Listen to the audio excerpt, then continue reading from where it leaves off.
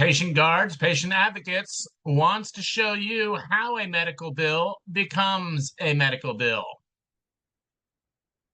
So when a patient goes to a doctor, the doctor creates a medical record.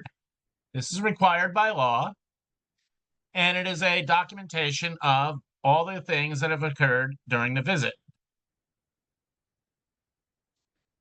From there, the information in the written words of that report are converted to codes.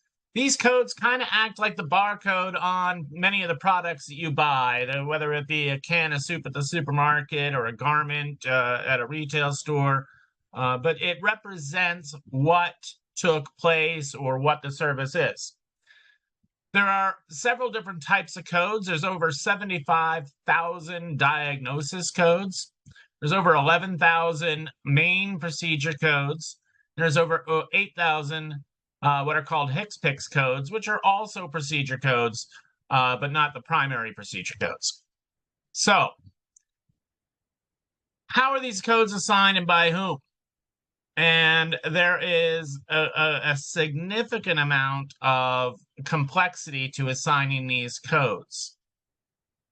Ordinarily, it's done by somebody who has specific training in assigning the codes, and this training takes many months to over a year or more to accomplish. However, sometimes the doctors are assigning the codes without much training. So it is very important that codes are assigned appropriately. Another problem is, while diagnosis codes are publicly available, easily publicly available, as I said, there's a great amount of guidelines and even regulations on their use. The guidelines are over 120 pages of instructions, and the regulations are volumes and volumes and volumes. The charges that end up on a bill are not usually driven by the diagnosis code, but by what's called a procedure code. And this is very difficult for patients to navigate because the procedure codes in use, while required by law, are copyrighted. So most patients don't have access to these codes. And again, all the instructions and regulations that go into them. Once the encounter and a record is converted to these codes, they are transmitted to insurance company via one of two common claim forms. On the left is called a 1500 form, and the right is called a UB. And the 1500 form is typically for medical office visits, lab, diagnostics, etc., outpatient type visits. The UB is more for facilities and primarily inpatient. So once the record is coded, it is transmitted to the insurance company, where the insurance company will apply all the plan benefits according to the plan description and plan rules. And then an advice is sent back to the provider and the insured showing how they process the claim, and this is called an explanation of benefits.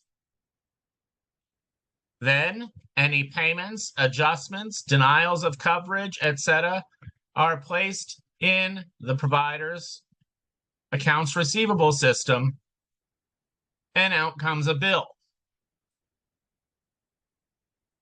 There are many, many, many different reasons for errors. Errors can happen at any step along this process, and they are often not obvious certainly not to patients who have no knowledge of this complicated system.